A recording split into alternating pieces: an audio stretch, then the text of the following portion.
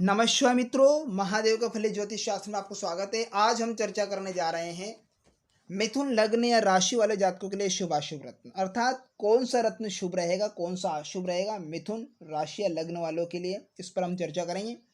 Topic पर चर्चा करने से पहले मैं आपको एक बात बता देना चाहता हूँ। यदि आप मेरे चैनल पर नए हैं तो कृपया चैनल को सब्सक्राइब कर लीजिए, साथ में घंटी के बटन को दबा दीजिए ताकि मैं जो भी नए वीडियो अपलोड करूँ उसका नोटिफिकेशन आपके पास तुरंत पहुंच जाए। और आपसे निवेदन है कि कृपया वीडियो को पूरा देखें, स्किप ना करें। Don't skip my video, please like comment share. चलते हमारे टॉपिक की ओर बढ़ते हैं। हम सबसे पहले यहाँ पर रत्न के बारे में समझ लेते हैं, कौन सा रत्न किस ग्रह से रिलेटेड होता है। तो हम यहाँ पर माणिक्य रत्न सूर्य ग्रह से रिलेटेड होता है, जो कि सूर्य देवता को राशि मिली सिंह राशि, एक ही राशि मिली इन्हें सूर्य देवता को। नेक्स्ट रत्न होता है मोती रत्न, होता है चंद्रमा से रेड, चंद्रमा को एक राशि मिली कर्क राशि, वो भी एक राशि का अधिपति इन्हें बनाया गया है।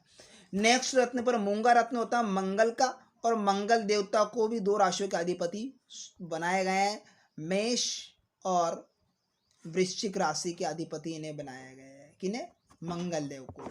नेक्स्ट रत्न पर बात कर ले, पन्ना रत्न था बुद्ध देव का, और बुद्ध देव को भी दो राशियों के अधिपति बनाया गया, मिथुन कन्या, दो राशियों का अधिपति इन्हें बनाया गया। नेक्स्ट रत्न पर हम बात कर लेते हैं, अगले रत्न पोखराज पर। तो पोखराज रत्न होता है वो गुरु का होता है, बृहस्पति देव को भी दो राशियों का अधिपति बनाया गया है, मीन और धनु, दो राशियों के अधिपति इन्हें बनाए, धनु और मीन के। नेक्स्ट रत्न पर बात कर ले, हीरा रत्न होता है शुक्र ग्रह से रिलेटेड, शुक्र देवता को भी दो राशियों का अधिपति बनाया गया है। दो राशि कौन कौन सी, वृषभ और तुला, ये दो राशियों के अधिपति इन्हें सौंपा गया है, बनाया गया है। अब नीलम रत्न होता है शनि ग्रह से रिलेटेड, तो शनि देव को भी दो राशियों के अधिपति बनाया गया है, मकर राशि और कुंभ राशि, ये दो राशियों का अधिपति इन्हें बनाया गया है। नेक्स्ट रत्न पर हम यह बात की, अब हम मिथुन लग्न की कुंडली में इन रत्नों को अप्लाई कर कर देखें कौन सा ग्रह सूटेबल रहता है, कौन सा ग्रह अनसूटेबल रहता है, उसके अनुसार हम रत्नों को अप्लाई कर कर देखेंगे, अर्थात कौन सा रत्न शुभ और अशुभ रहेगा, इस पर हम चर्चा करेंगे। तो हम यहाँ पर मिथुन लग्न की कुंडली, इस पर हम अप्लाई करके देखते हैं क्या ये ग्रह, कौन सा ग्रह शुभ रहेगा, कौन सा अनसूटेबल रहेगा, इस पर हम चर्चा कर लेते हैं। तो यहाँ पर जो मिथुन लग्न की कुंडली है, अब इस कुंडली में सबसे पहले लग्न के बारे में हम चर्चा करेंगे। तो लग्नेश हमारे बुध देव, अब ऐसी स्थिति में बुध देव इस कुंडली के होलसोल ग्रह हैं, क्या है, होलसोल है मालिक इस कुंडली के। तो जो बुध देव को दो राशि मिली, एक तो लग्न में एक राशि, एक केंद्र में जो कि चतुर्थ भाव, अच्छा घर है, और लग्नेश भी हुए इस कुंडली के बुध देव। तो ऐसी स्थिति में क्या है, जातक को ताज जिंदगी है ना, पूरा जीवन क्या कर सकता है, पन्ना रत्न धारण कर सकता है, पन्ना रत्न धारण कर सकता है, पन्ना रत्न धारण कर सकता है, धारण करना चाहिए। कौन से, मिथुन लग्न वाले जातक। तो क्योंकि यहाँ पर मिथुन लग्न की कुंडली में ही होलसोल है स्वयं मालिक इस कुंडली के, तो आप पन्ना रत्न धारण कर सकते हैं। अब नेक्स्ट रत्न पर हम चर्चा कर लेते हैं। नेक्स्ट रत्न, तो यहाँ पर लग्न से सेकंड हाउस यानी द्वितीय भाव, धन भाव, यहाँ पर जो कर्क राशि का अधिपति है चंद्रमा, और चंद्रमा का रत्न होता है वो कौन सा होता है, मोती रत्न होता है, ठीक है, चंद्रमा का। अब यहाँ पर मोती रत्न होता है, तो यहाँ पर क्या कहे, जातक मोती धारण कर सकता है। तो ऐसे में हम क्या करेंगे, क्योंकि चंद्रमा को जो राशि मिली है कर्क राशि, कौन सी राशि, कर्क राशि मिली है, तो वो भी मिथुन लग्न में द्वितीय भाव में, धन भाव में है। वहाँ लग्नेश के क्या है, चंद्रमा शत्रुता है रखते हैं, लग्न के भी क्या है, शत्रु है चंद्रमा। और दूसरे भाव में वह क्या है, स्वामी होने से प्रारंभिक दृष्टि से कारक ग्रह बन जाते हैं, क्या है, कारक ग्रह बन जाते हैं। तो इस स्थिति में क्या है, जातक क्या करना, मोती धारण करने से बचना चाहिए। जातक को क्या नहीं करना चाहिए, मोती धारण करने से बचना चाहिए, मोती धारण नहीं करना चाहिए, मोती धारण नहीं करना चाहिए, ठीक है। और मोती धारण नहीं करना चाहिए। यदि वह चंद्रमा बलहीन हो, क्षीण हो, और परंतु यदि चंद्रमा स्वराशिगत हो या मोती धारण कर सकते हैं। ऐसी स्थिति में स्वयं की राशि में बैठे हो, यहाँ पर सेकंड भाव में अगर यहाँ पर चंद्रमा बैठे हो स्वराशि में, तो ऐसी स्थिति में क्या मोती धारण कर सकते हैं यदि चंद्रमा सेकंड हाउस में स्वयं की राशि में विराजमान हो। ठीक है, तो नेक्स्ट हम रत्न पर चर्चा कर लेते हैं। यहाँ पर लग्न से थर्ड हाउस, जो लग्न से थर्ड हाउस का जो राशि मिली है लग्न से थर्ड हाउस में, वो है सिंह राशि। और सिंह राशि के अधिपति बनते हैं सूर्य देवता। और सूर्य का जो रत्न होता है माणिक रत्न होता है। कौन सा होता है? माणिक रत्न होता है। ठीक, तो यहां पर जो माणिक रत्न क्या जातक को धारण करना चाहिए? तो ऐसी स्थिति में क्या मिथुन लग्न में सूर्यदेव तृतीय भाव में साहस पराक्रम भाई बहन का घर होता है, इससे देखा जाता है। तो यह तीसरा अगर जन्म कुंडली का पराक्रम भाव का होता है, इस स्थिति में मिथुन लगने के जातक को माणिक धारण नहीं करना चाहिए, क्योंकि वैसे भी यह पराक्रम खपत का घर है, साहस। ठीक है, वैसे ये खराब भाव है। तो एक ही राशि सूर्य देव को मिली, वो भी थर्ड हाउस में खराब भाव में, खराब स्थान पर। ठीक है, तो ऐसी स्थिति में क्या होता है, जातक को माणिक रत्न धारण नहीं करना चाहिए। जातक को क्या नहीं करना चाहिए? माणिक रत्न धारण करने से बचना चाहिए, धारण नहीं करना चाहिए। ठीक है, नहीं करना चाहिए। यदि वो क्या हो, यदि चंद्रमा मेष राशि का हो, सिंह राशि का हो या धनु राशि का हो, अगर इन ग्रहों के अंदर चंद्रमा विराजमान हो, राशिगत हो, मेष, सिंह और धनु में विराजमान हो, तो ऐसी स्थिति में जातक माणिक रत्न धारण कर सकता है। ये मेरा कहना है। नेक्स्ट रत्न पर चर्चा कर लेते हैं हम। यहां पर देखेंगे लग्न से फोर्थ हाउस में हमने बात करी, वो लग्न स्वयं बने बुद्धदेव, तो यहाँ पर पन्ना रत्न धारण करने रिकमेंड करूंगा, आप पन्ना रत्न धारण कर लीजिए। ऐसे में पन्ना रत्न धारण कर सकता है जाता है, क्योंकि लग्न से होल सोल है इस कुंडली के। अब लग्न से फिफ्थ हाउस में एक एरो का चिन्ह जा रहा, संतान विद्या अध्ययन जिस भाव से देखा जाता है, त्रिकोण का घर भी इसे माना जाता है। पंचम भाव त्रिकोण के घर के अंतर्गत आता है। पंचम भाव त्रिकोण के घर में जो तुला राशि मिली है, तुला राशि की स्वामी बनते शुक्र देवता, क्योंकि लग्न की भी क्या है, शुक्रदेव मित्र है। ठीक है ना। और एक राशि इन्हें मिली है लग्न से 12th हाउस, वैभाव, खर्चा का घर, जेल, है ना, इससे देखा जाता है इस भाव से। तो ये 12वां घर में जो 12वां घर है उसमें ही वृषभ राशि मिली है शुक्रदेव को। एक राशि तो त्रिकोण में मिल गई इन्हें, सॉरी केंद्र में नहीं, त्रिकोण में। और एक राशि इन्हें मिली है 12th हाउस, त्रिक भाव, सबसे खराब भाव ये भी माना जाता है। त्रिक भाव खराब भाव के अंतर्गत है, दुख स्थान। ठीक है ना।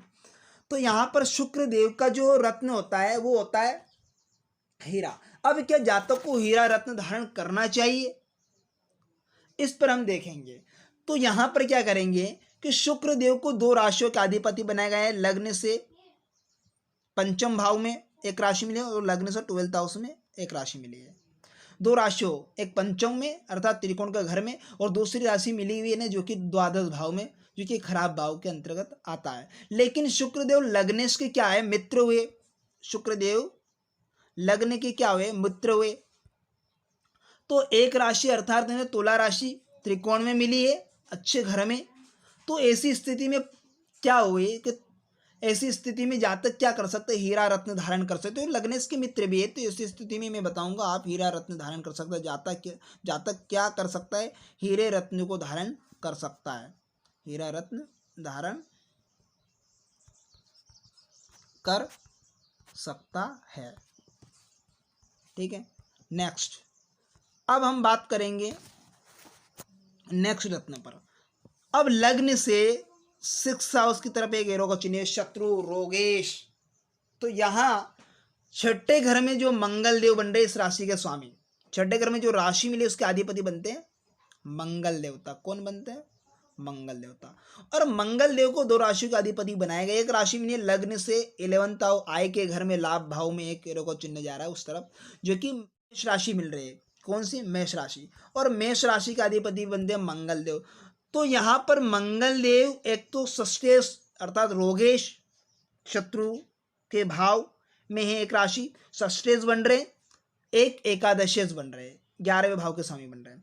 तो यहाँ पर लग्न के भी क्या है? मंगल देव शत्रु है, अति शत्रु है, ठीक है। वो भी छठे घर के अंदर है, वो खराब भाव में है, त्रिक भाव में है, रोग घर में है, एक राशि मिली है। और एक 11th भाव में, चाहे लग्ने चाहे मंगल देव को एक अच्छे घर में राशि मिल गई, लेकिन यहाँ पर एक खराब भाव में एक राशि मिली है और लगने के भी क्या है? शत्रु है।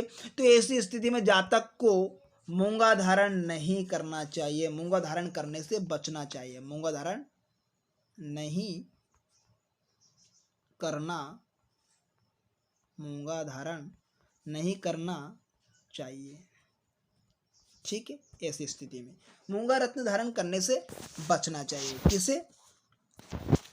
मिथुन लगने वाले जातक को। तो मूंगा रत्न धारण नहीं कर सकते क्योंकि हम मारक के गृह में आते हैं, क्योंकि षष्ठेश व लग्नेश के क्या है? शत्रु है, वो मारक के गृह के अंतर्गत आते हैं, ठीक है। तो ये हमने मूंगा रत्न के बारे में जाना। नेक्स्ट रत्न पर हम चर्चा कर रहे हैं। अब हम लग्न से ठीक सप्तम भाव में जो राशि मिली है धनु राशि। अब धनु राशि के अधिपति बनते गुरु। कौन बनते? बृहस्पति देव। अब बृहस्पति देव को एक राशि और मिली केंद्र में, जो कि 10th हाउस व्यापार कार्यालय, ठीक है ना, 10th हाउस 10वें घर में। अब 10वें घर में राशि मिली है मीन राशि। मीन राशि के अधिपति बनते हैं गुरु, बृहस्पति देव। अब लग्न के भी क्या है? सप्तमेश। लग्नेश और सप्तमेश क्या है? शत्रुता। यानी सप्तमेश के क्या है? शत्रुता रखते हैं। लग्नेश सप्तम भाव के क्या है? सप्तमेश से क्या रखते हैं? लग्नेश शत्रुता, ठीक है। तो दोनों 2 राशियों के अधिपति इन्हें बृहस्पति देव को बनाया, वो भी केंद्र में 2 राशियां मिली है, ठीक है ना। तो ऐसी स्थिति में क्या है? पुखराज रत्न धारण करने से जातक को बचना चाहिए, क्योंकि मारक ग्रह की लिस्ट में लगने के भी शत्रु हैं। तो ऐसी स्थिति में मैं रिकमेंड करूंगा कि पोखराज धारण ना करें। एडवाइस मेरी यही रहेगी कि पोखराज धारण करने से बचना चाहिए, धारण नहीं करना चाहिए। क्या नहीं करना चाहिए? पोखराज रत्न धारण नहीं करना चाहिए। पोखराज रत्न किस? मिथुन लगने वाले जातक को पोखराज रत्न धारण नहीं कर सकते, क्योंकि गुरु को क्या हुआ? यहाँ में बृहस्पति देव को लगने में 2 राशि एक सप्तम भाव में है, जो कि क्या है? गुरु को 2 राशियां मिली हुई है, दोनों ही राशियां केंद्रगत है। दोनों राशियां कहाँ पर है? केंद्र के गत में, एक सप्तम भाव में, एक 10th हाउस में, 10वें घर में। तो केंद्र के स्वामी बने बृहस्पति देव। तो मिथुन लग्न में पूर्णतः बृहस्पति हुए मारक ग्रह, क्योंकि लग्न के क्या है? सप्तम भाव में जो राशि मिले लग्न के क्या है? शत्रु। तो बुध देव क्या है? यहाँ पर लग्नेश हुए। तो यहाँ पर बृहस्पति देव मारक ग्रह की वजह से सप्तमेश होने के कारण मारक ग्रह भी हुए, क्योंकि इस लग्न वाले जातक को पोखराज धारण करना नहीं चाहिए ऐसी स्थिति में, ठीक है ना। नेक्स्ट रत्न में हम चर्चा कर लेते हैं यहाँ पर।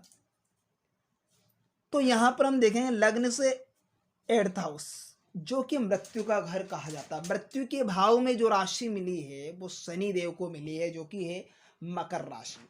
जो मकर राशि के अधिपति बनते हैं शनि महाराज, शनि देव। जो एक राशि मिली है इन्हें लग्न से 9th भाव भाग्य स्थान में। तो यहाँ पर शनिदेव एक तो अष्टमेश हुए और भाग्येश हुए। अब एक राशि इन्हें सबसे खराब भाव त्रिक भाव, अष्टम भाव मृत्यु का घर होता है, उस भाव में एक राशि इन्हें मकर राशि मिल गई। एक 11th जो नंबर की राशि होती है कुंभ राशि। अब जो कुंभ राशि मिली है इन्हें भाग्य स्थान में मिली, चाहे इन्हें एक राशि त्रिकोण में मिली हो नवम भाव में मिली वो भाग्य स्थान में मिली, लेकिन एक राशि सबसे खराब स्थान में मिली है, त्रिक भाव दुख स्थान मृत्यु के घर में। तो ऐसी स्थिति में यहाँ चाहे लग्न के मित्र हो, लेकिन एक राशि इन्हें खराब स्थान पर मिल गए अष्टम भाव में, तो यहाँ पर क्या है, जातक को नीलम रत्न धारण करने से बचना चाहिए। जातक को नीलम रत्न धारण करने हमेशा बचना चाहिए, नीलम रत्न धारण नहीं करना चाहिए, नीलम रत्न धारण नहीं करना चाहिए, नहीं करना चाहिए। ठीक है, क्योंकि आप ही लग्नेश के, चाहे लग्न के मित्र है, लेकिन यहाँ पर एक राशि खराब स्थान पे मिले, नीलम रत्न धारण करने से इन्हें बचना चाहिए। ठीक है, नेक्स्ट बात कर लेते हैं हम रत्न पर। तो यहाँ पर देखेंगे हम लग्न से 12th हाउस की तरफ जो एरो को चिन्ह जा रहा है, इस पर भी हमने चर्चा करी ली। 11th हाउस के एरो को चिन्ह जा रहा है, इस पर भी हम चर्चा कर रही है, मंगल देव पर, शुक्र देव पर, और मंगल देव जो मेष राशि का अधिपति बनते हैं, इस पर भी हम चर्चा कर ली। तो ये थे इस मिथुन लग्न की कुंडली में कौन सा शुभ अशुभ ग्रह, इस पर हमने जाना। तो आशा करता हूं आप सभी को ये वीडियो अच्छे से समझ में आया होगा। मिलते हैं किसी नेक्स्ट वीडियो में, हम चर्चा करेंगे कर्क लग्न वाले जातकों के लिए शुभ अशुभ रत्नों पर।